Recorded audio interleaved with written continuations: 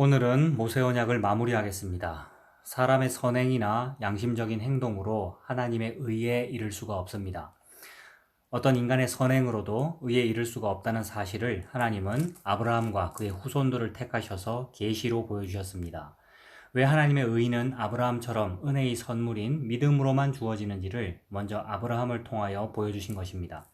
그리고 아브라함이 믿음으로만 의롭다함을 보여주시기 위하여 모세의 율법을 주셔서 구약 이스라엘 역사 속에서 인간의 행위가 어떤지를 보여주셨습니다.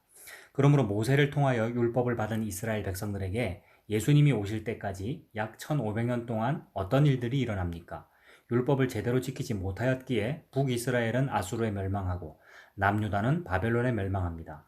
그러나 하나님의 언약은 영원하시기에 바벨론의 포로로 잡혀갔지만 그 남은 자들이 돌아옵니다. 이들이 돌아와서 스스로 우리가 이렇게 남의 나라에 포로로 잡혀가고 나라가 힘이 없어진 것은 율법을 안 지켰기 때문이구나 라고 자기 반성을 하게 됩니다. 구약의 신명기를 보면 모든 율법을 다 지켜 행하면 머리가 되고 꼬리가 되지 않는다는 말씀이 있습니다. 그러므로 바벨론 포로에서 돌아와서 율법을 철저하게 지키자는 운동이 일어납니다. 이 운동이 바로 바리새파 운동입니다.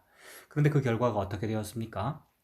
율법을 완성하러 오신 예수님을 어떻게 하면 죽일꼬 하면서 의논하고 결국은 십자가에 못 박아 죽이는 게 그 바리새파, 즉 종교적인 운동이라는 사실입니다. 이를 통하여 율법을 지킨다고 한 자들이 결국 어떤 죄인인지가 극명하게 드러났습니다. 그러므로 율법을 주신 이유가 무엇인지는 성령이 임한 후에야 밝히 드러납니다. 예수님께서 십자가에서 죽으시고 부활 승천하십니다. 하나님과 예수님으로부터 성령이 부어집니다. 그 결과 계시를 받은 사도들이 신약을 기록합니다. 지금부터는 율법이 왜 주어졌는지를 신약에서 살펴보므로 모세 언약을 마무리하려고 합니다. 로마서 3장 19절에서 21절까지입니다.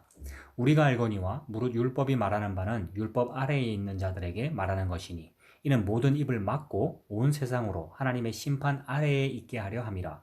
그러므로 율법의 행위로 그의 앞에 의롭다 하심을 얻을 육체가 없나니 율법으로는 죄를 깨달음이니라. 이제는 율법 외에 하나님의 한 의가 나타났으니 율법과 선지자들에게 증거를 받은 것이라.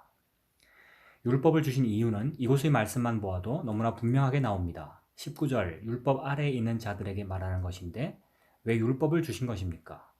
모든 입을 막고 온 세상으로 하나님의 심판 아래에 있게 하기 위하여 율법을 주셨다는 것입니다. 이것은 율법을 주시고 그 율법을 다 지키는 자가 만약에 있다면 율법으로 생명을 얻을 수 있는 자가 나오겠지만 어떤 인간도 율법을 다 지켜서 의에 이를 수가 없다는 것을 보여주기 위하여 율법을 주셨다는 말씀입니다. 20절에서 율법으로 죄를 깨닫는다고 합니다. 로마서 4장 15절에서 율법은 진노를 이루게 하나니 율법이 없는 곳에는 범법도 없느니라 라고 합니다. 그러므로 율법이란 사람이 죄 아래 갇혀 있다는 사실을 알게 합니다. 그런데도 율법을 받은 자들은 이 사실을 알지 못하고 율법을 지켜서 스스로 의에 이루고자 하였습니다. 그러나 이 율법을 받아서 전하여 준 모세는 율법을 지키지 못할 것을 이미 알고 있었습니다. 신명기 31장 20절과 21절입니다. 내가 그들의 조상들에게 맹세한 바 젖과 꿀이 흐르는 땅으로 그들을 인도하여 드린 후에 그들이 먹어 배부르고 살찌면 돌이켜 다른 신들을 섬기며 나를 멸시하여 내 언약을 어기리니 그들이 수많은 재앙과 환난을 당할 때에 그들의 자손이 부르기를 잊지 아니한 이 노래가 그들 앞에 증인처럼 되리라. 나는 내가 맹세한 땅으로 그들을 인도하여 드리기 전 오늘 나는 그들이 생각하는 바를 아노라. 그들이 생각하는 바를 아노라. 이미 다 안다는 거죠. 생각 속에 뭐가 들어있는지를. 그 율법을 지킬 수 없고 죄밖에는 못 짓는 죄만 들어있다는 거죠. 생각 속에. 율법을 주신 이유는 너희는 율법을 어기게 될 때 바로 깨달으라고 주신 것입니다. 그러므로 율법의 행위로는 어느 누구도 하나님의 의에 이를 수가 없습니다. 로마서 3장 23절 모든 사람이 죄를 범하였음에 하나님의 영광에 이르지 못하더니 그러면 어떻게 하나님의 의와 그 영광에 이를 수가 있습니까? 로마서 3장 24절부터 28절까지 보겠습니다. 그리스도 예수 안에 있는 속량으로 말미암아 하나님의 은혜로 값없이 의롭다 하심을 얻은 자 되었느니라. 이 예수를 하나님이 그의 피로써 믿음으로 말미암는 화목 제물로 세우셨으니 이는 하나님께서 길이 참으시는 중에 전에 지은 죄를 간구하심으로 자기의 의로우심을 나타내려 하심이니 곧 이때에 자기의 의로우심을 나타내사 자기도 의로우시며 또한 예수 믿는 자를 의롭다 하려 하심이라. 그런즉 자랑할 데가 어디냐? 있을 수가 없느니라. 무슨 법으로냐? 행위로냐? 아니라 오직 믿음의 법으로니라. 그러므로 사람이 의롭다 하심을 얻는 것은 율법의 행위에 있지 않고 믿음으로 되는 줄 우리가 인정하노라. 한 곳의 말씀만 더 보겠습니다. 로마서 11장 32절부터입니다. 하나님이 모든 사람을 순종하지 아니하는 가운데 가두어 두심은 모든 사람에게 긍휼을 베풀려 하심이로다.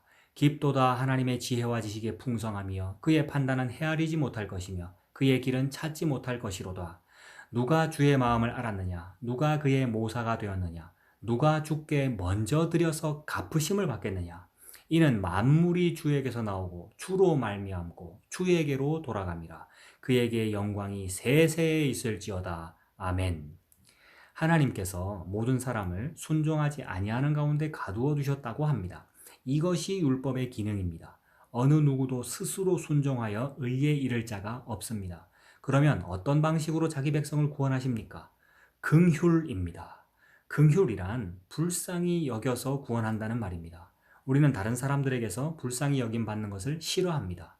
이 세상에서 열심히 노력하는 것도 사람들에게 불쌍히 여김을 받기 싫어서 그렇게 노력합니다.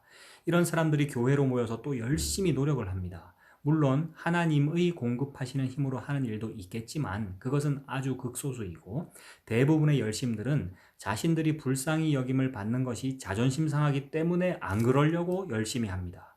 결국은 자존심의 문제입니다. 그러나 말로는 다 하나님의 영광이라고 합니다. 자기 자존심이고 자기 영광을 위해서 하는 거면서 말로는 하나님의 영광이라고 하는 겁니다. 그런데 하나님의 구원은 긍휼로만 구원하십니다. 인간의 어떤 행위로 구원받지 못하게 하십니다. 만약 그러한 행위로 의에 이루고자 한다면 그것은 자기 자랑이 되기 때문입니다.